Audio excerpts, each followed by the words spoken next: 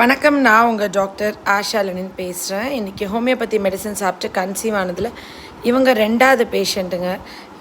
அழகாக பூ அவன் கையிலேருந்து வாங்கி அவங்க அம்மா கிட்டேருந்து என் கையில் கொடுத்தான். என் மூக்கெல்லாம் போட்டு பிச்சு என்னை நோண்டி என்னை மிதித்து அச்சோ இஷ்யூ தான் என் வயிற்றில் மிதித்து என் நெஞ்சு மேலே ஏறுவாங்க.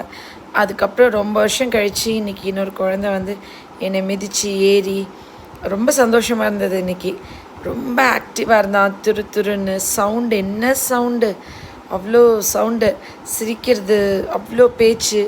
7 மாதம்தான் ஆகுது, அதுக்குள்ளே அவ்வளோ சேட்டை பண்ணுறாங்க. கையில் ஒரு கிளுகிழுப்பை வேறு. இந்த குழந்தைங்களுக்கெல்லாம் கிளுகிழுப்பை வச்சுட்டு விளையாட்டு காமிச்சிட்டு இப்படி கொஞ்சிட்டே இருக்க சொன்னால் நான் 2 நாள் கூட இருப்பேன். எனக்கு இது ரொம்ப ஹாப்பி. இந்த குழந்தைங்களாம் வந்து கொஞ்சிட்டு இருக்கிறது, இந்த மாதிரி டைம் ஸ்பெண்ட் பண்ணுறது. அதை விட என்னென்னா, கணவன் மனைவியாக இருந்த பல குடும்பத்தில் அவங்கள வந்துட்டு அப்பா அம்மாவாக மாற்றுற சந்தோஷம் இருக்கு இல்லையா, அது கொடுக்குற சந்தோஷம் வேறு எதுவுமே இல்லை. தலைமுறையை உருவாக்குறதுக்கு என்ன பாக்கியம் பண்ணியிருக்கணும்ல, எவ்வளோ புண்ணியம் பண்ணியிருக்கணும்.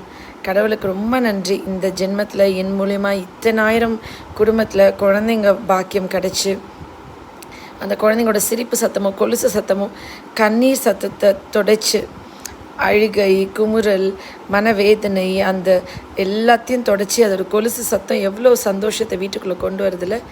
ஒரு மரம் நடுறது எப்படி பிரபஞ்சத்துக்கு புண்ணியமோ அதே மாதிரி குடும்பத்தில் குழந்தைகள் உருவாக்குறது ஒரு புண்ணியம் தான். எல்லோரும் ப்ளஸ் பண்ணுங்கள். என்னையும் குழந்தைங்களையும் வாழ்த்துங்க. Love you all. நன்றி.